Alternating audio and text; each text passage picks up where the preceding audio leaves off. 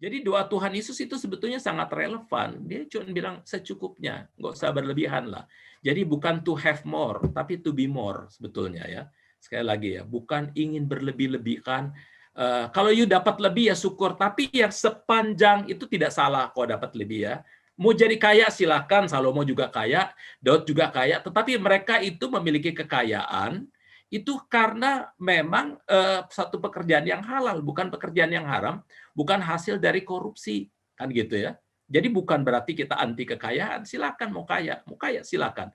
Tetapi itu semua hasil dari kerja keras, hasil dari sebuah upaya sendiri, bukan karena korupsi atau manipulasi uang masyarakat atau uang negara. Jadi sekarang gimana gereja dalam konteks begini? Ini gereja ini agak susah-susah juga.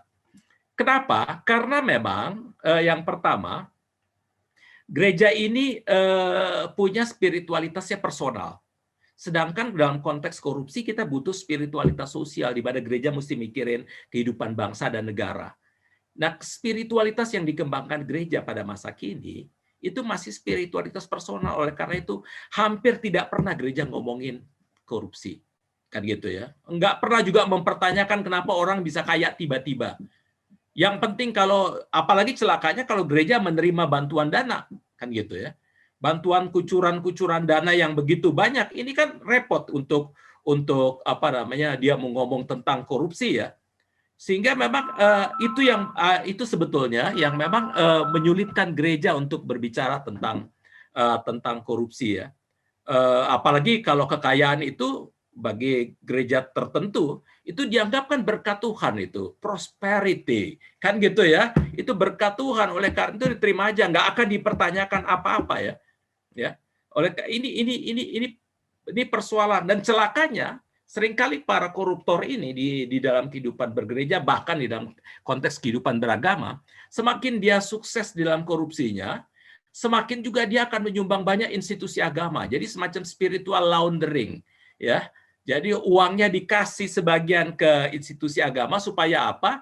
Supaya dia juga dia juga bisa bisa masuk surga nanti, kira-kira gitu. Dapat coupling di surga sana.